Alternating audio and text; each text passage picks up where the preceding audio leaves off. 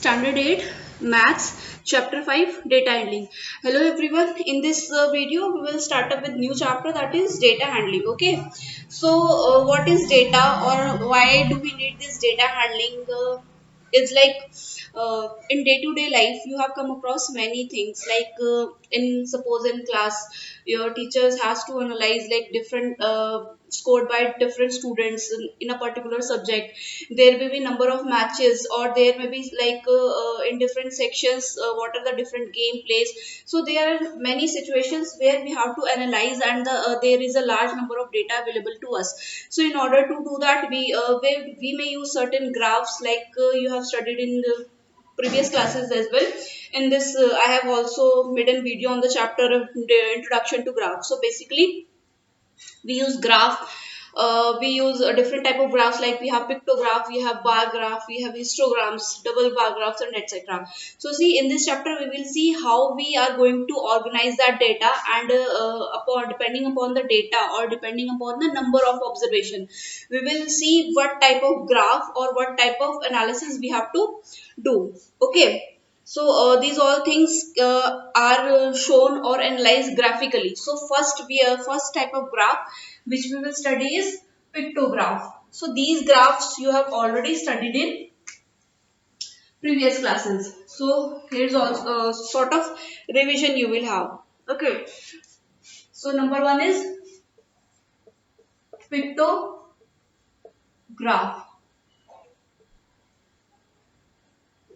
So, as the name suggests, pictograph. Picto means that is something related to pictures. Okay, suppose when there is a large number of data, or we have to we have to analyze a large data, like we have thousands of articles produced in a company. So, how we will not show that one, two, three. This is very cumbersome process. So, what we do, we will make some representation, like there are so we will suppose there, we will take an example, like there is a number of article produced on different days of week. Okay, suppose there is a company, and it has been producing different number of articles on different number of days. Suppose on Monday it has produced 2000 articles. Similarly on Tuesday it has produced 3000 articles. Wednesday it has produced 1500 articles, and so on. Okay, so there are different days. So what if we are to plot a, suppose we have to plot a bar graph. So these value, these 2000, 3000, 1500, these are very difficult to plot on graph. So what we do, we will take a notation, like suppose we are representing this 500 articles with a star shape. That means one star is equal to 500 articles. So these 2000 articles will be 2000 divided by 500, that comes out to be 4. So to represent these 2000, we will make 4 star.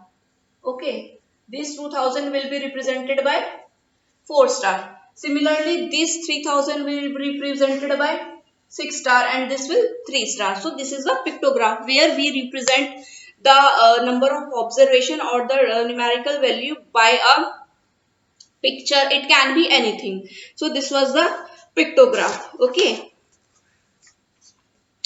Now we have bar graph. We have bar graph.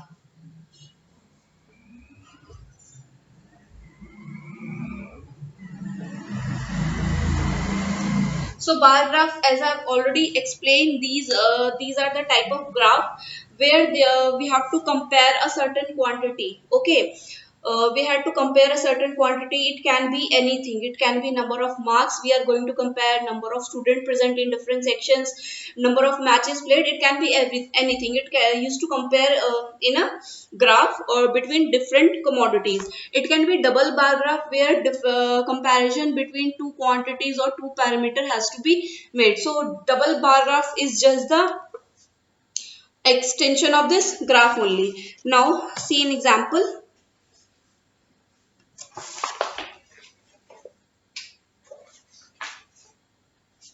So this is example is given in your NCERT book.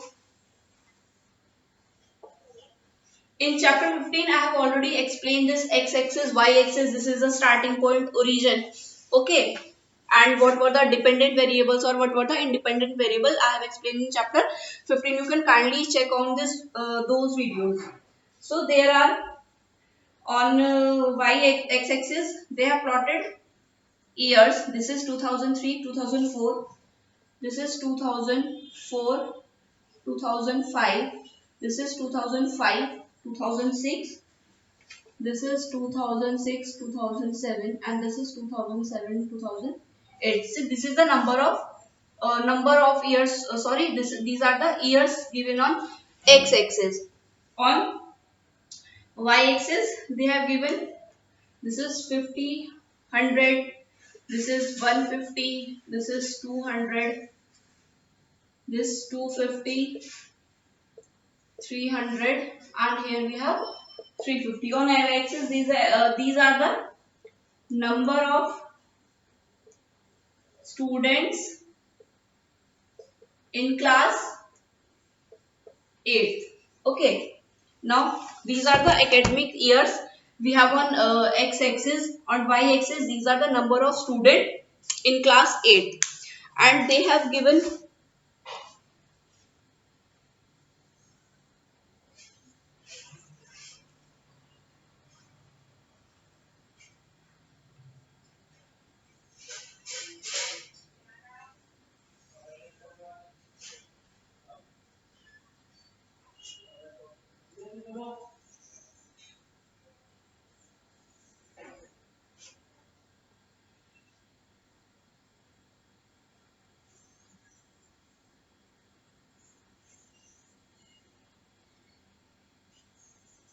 So this is the graph. Okay, this is the type of this. This is a bar graph. On x-axis we have academic years, and on y-axis we have number of students in class 8. Now based on this graphic representation, we have to answer the questions or we have to analyze different situation. Now first question which he has asked is, what is the information given by the bar graph?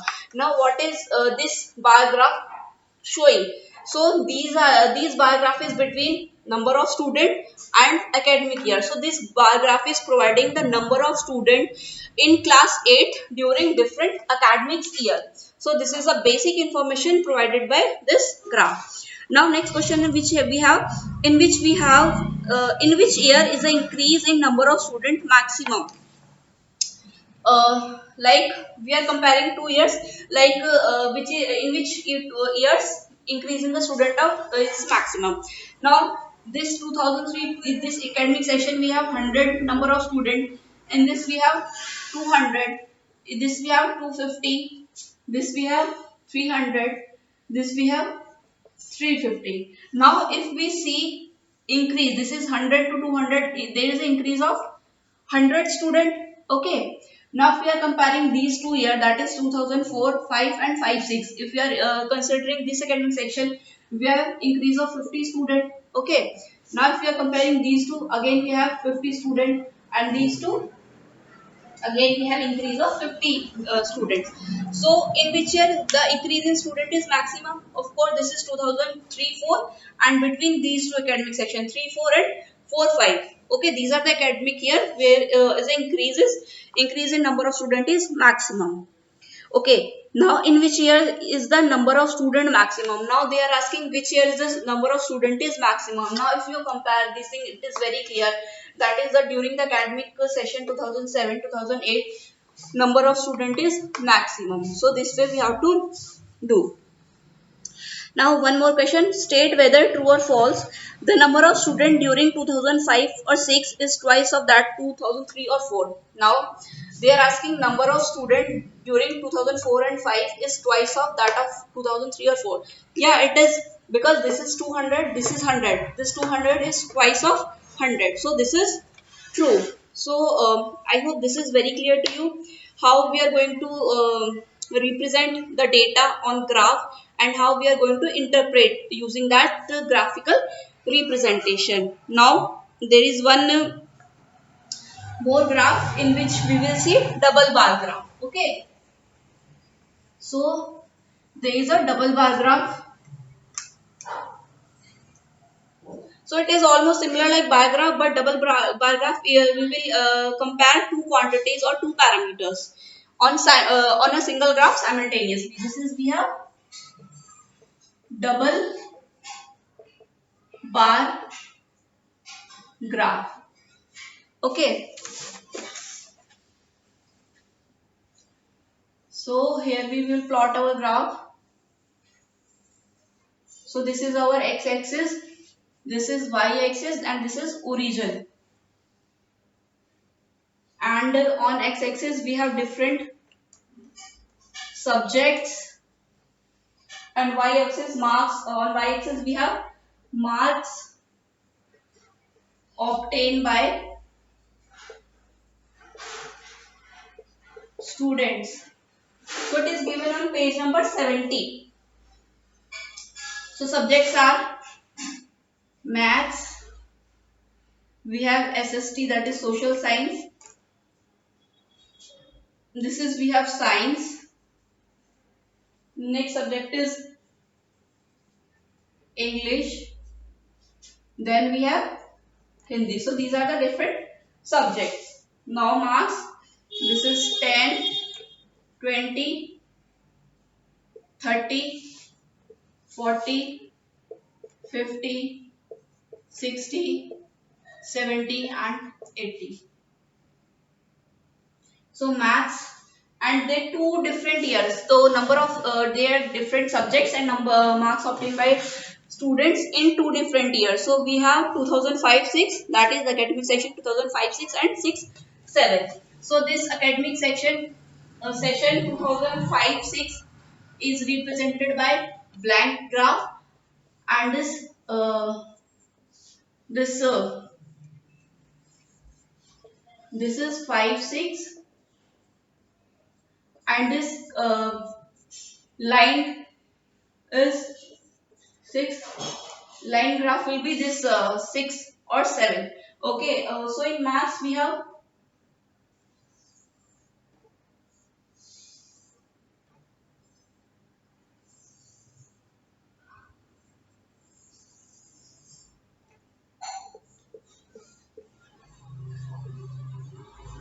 so these are the marks obtained in maths in 2005 and 6. This portion, this blank portion and this line portion will be will represent marks obtained in maths during 2006 and 7. Similarly, we have different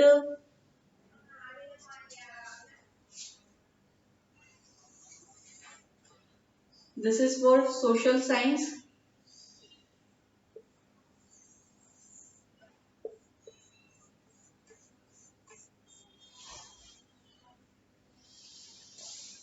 For this we have next for science.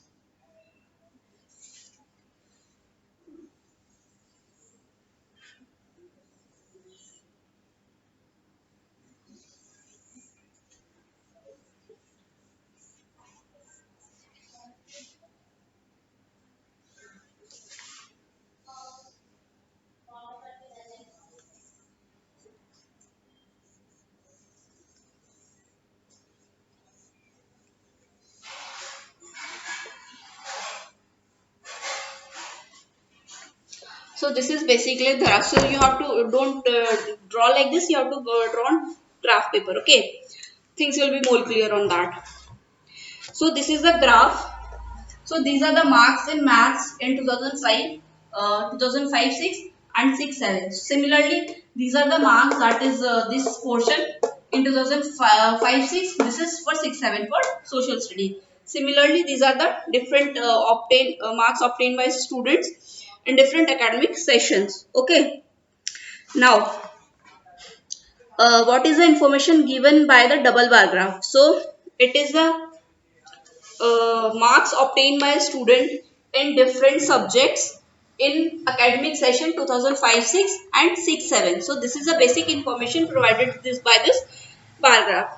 Now next is, in which subject has the performance improved the most? Means which subject improve performances most between 2 years. See, it is very clear from the graph that in 2005-6 performance for maths it was 30 marks in that year 5-6 the students obtained 30 marks, and in next year, that is in 2006 and 7, it is 60 marks. So the performance is maximum in this case of maths.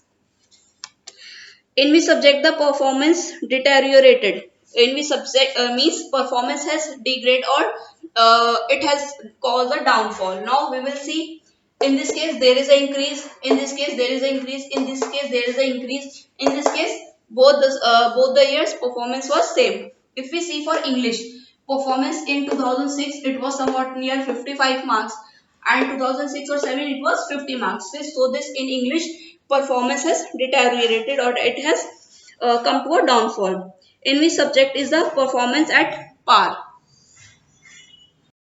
Performance at par means performance is same in both the years. So it is in case of Hindi. So it is clear what is double bar graph and how we are going to analyze the things. So we will try some examples in our next video. Thank you.